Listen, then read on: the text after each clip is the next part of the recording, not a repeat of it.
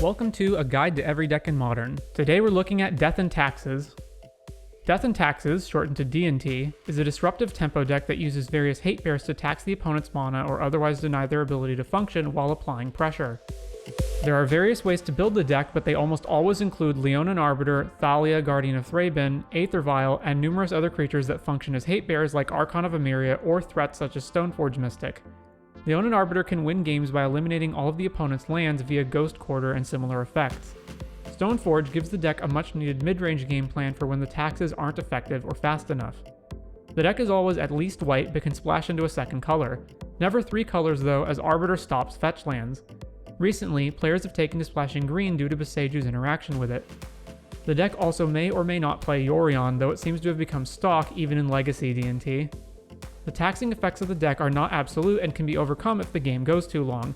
Therefore, the deck wants to apply pressure and should prioritize running creatures over their non-creature versions with the same effects. For example, the deck would want Collector Oof over Stony Silence.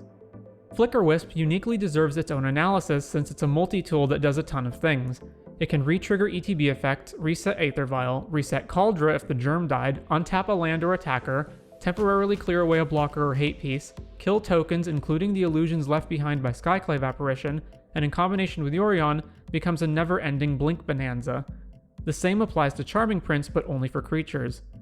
D&T's performance varies widely by matchup and the course of individual games. It's obviously better against decks that its taxes affect, such as spell-based decks and decks with fetch lands, and worse against decks that they don't, like Tron. Even who's on the play or draw can determine the winner just by having Arbiter or Thalia come down one turn slower. Like many niche decks, it doesn't have the greatest record, especially against decks with lots of removal, but it's still capable of winning and has its enthusiasts. Tips and tricks. Paying for Leonin Arbiter's tax is a special action that doesn't use the stack. Multiple Leonin Arbiters add their taxes on top of one another. One Arbiter requires 2 mana, 2 Arbiters require 4, etc.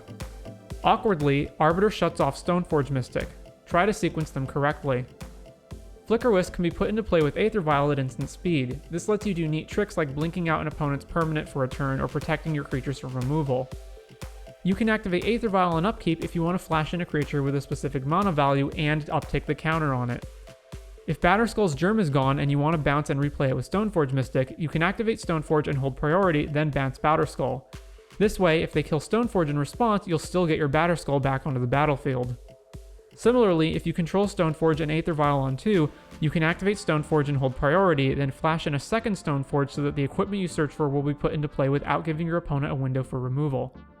I hope you've enjoyed this look at D&T. I want to thank my fellow players in the Magic community for whom sharing their experiences helps make these guides possible. You can find additional resources, such as an up-to-date deck list, in the description. If you think I left out anything important or got something wrong, please leave your thoughts in the comments, and stay tuned to see what deck we look at next time.